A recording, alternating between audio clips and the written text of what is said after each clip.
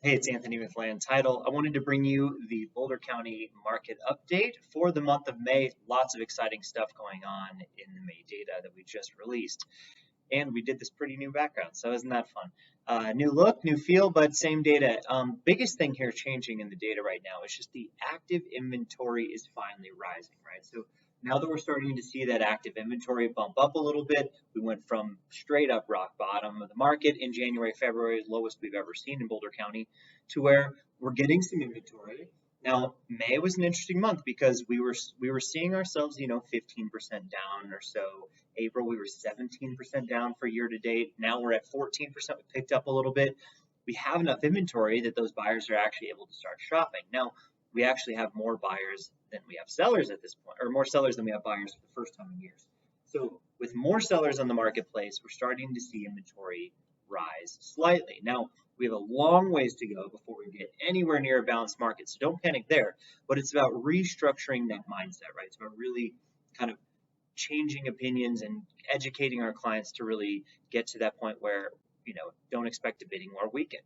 And that's happening across a lot of different places.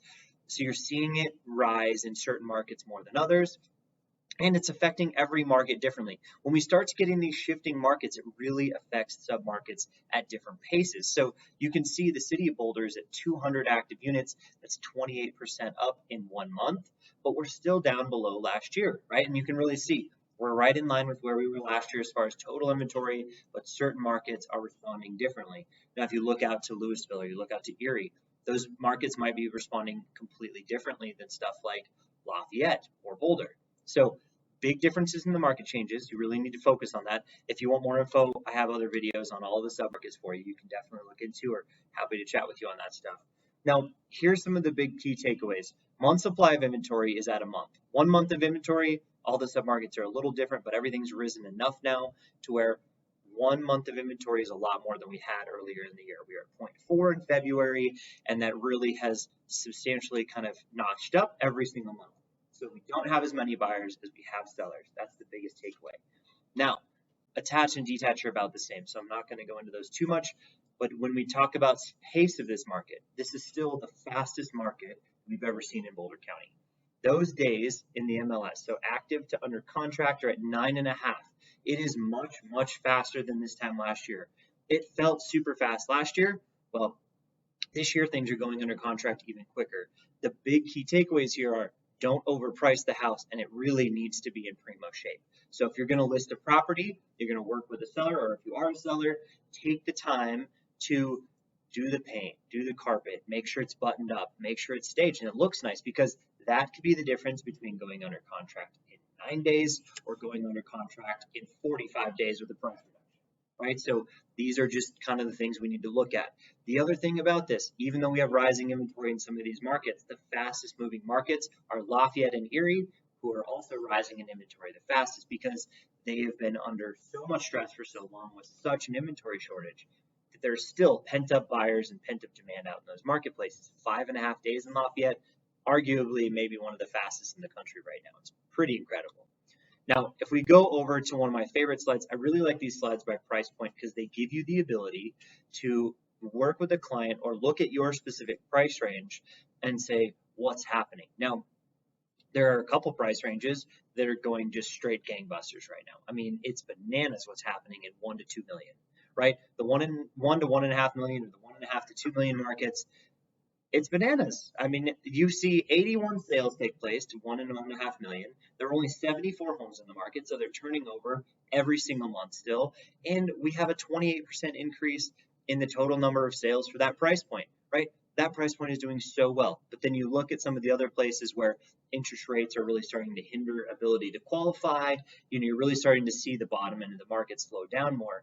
Well, over a million, lots of activity, and more than last year. Under a million, we're starting to see those interest rates really play and a role and wreak havoc on the market a little bit. So definitely start looking at your price band specifically.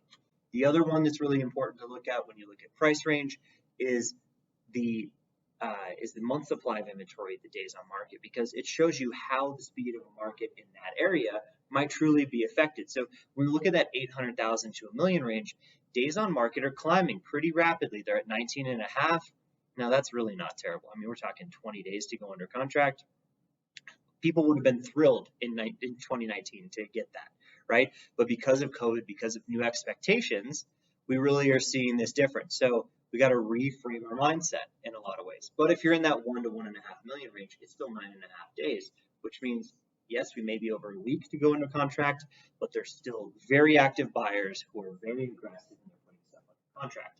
Now we're starting to see the month supply inventory look a little more normal, right? We're starting to see the lower price ranges have less inventory. The higher price ranges, the inventory is really starting to rise. We're at 3+ million, 6.5 months of inventory. 3 months ago, we were at 2.5 months of inventory. That place is starting to rise quite a bit.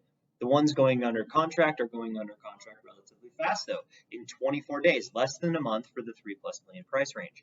So some of those nuances of the market are really, really important to be able to articulate, not just what's happening as a whole, but what's happening for your client, for this buyer, or for this seller, right? So if you're a buyer or a seller, really look at your price range and your local market specifically to give us the best picture of what's happening in that marketplace and really how we need to react. But what I can tell you, based off of May data, is you have to act quick no matter what price range you're in, and you really need to understand what that's going to look like going into it. Now, I'm going to skip a bunch of slides here, and I'm going to go to the most important ones, which this is the third slide that you should really use if you're working with a seller or a buyer. So you can use the price point. You can really see the percentage sold price to list price. So last year, and this is pretty typical in most markets, May or June is the peak of the markets where the most activity takes place. That sold price to list price is the highest. Because of the rise in interest rates and because of the market conditions we're in right now, you really are seeing that shift a little bit earlier, right? We are seeing the effects from the interest rates. We are seeing consumer confidence change that buying behavior. And so April curbed the top of the market. Now, when I say we're seeing the shift, it's 107% listed sale price today, or at least in May. And in April, we were at 109%, which was way above 2021.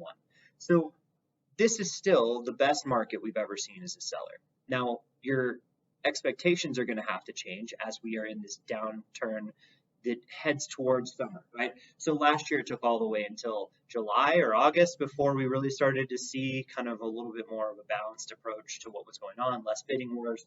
It's happening much faster because of those interest rates, and we're expecting to see that take place earlier, right? With that market shift 2 months or a month in advance from last year, it really means that we just got to reset our expectations. So with that being said, the price points that are seeing the highest bidding wars and all of that taking place, that 1 to 1.5 million range, 110% listed sale price, that market is still incredible. But everywhere is still incredible. I mean, 106% listed sale price, even at 500,000. There's still bidding wars. There's still a lot taking place. They're just not going under contract quite as fast as before. And if you look at it from an attached perspective, attached had some inventory last year, which made it so maybe it was a better alternative.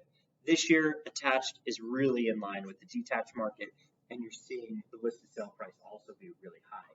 That 1 to 1.5 million range in the attached market is gangbusters, right? It's moving so rapidly, just like in the detached market, and they're super desirable.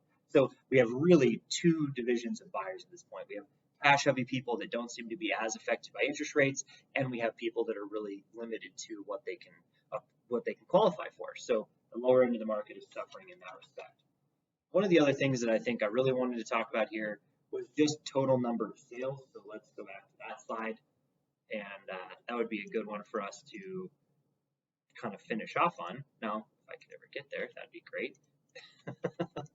All right, so either way, if you have questions on the market, you have concerns, please reach out to me.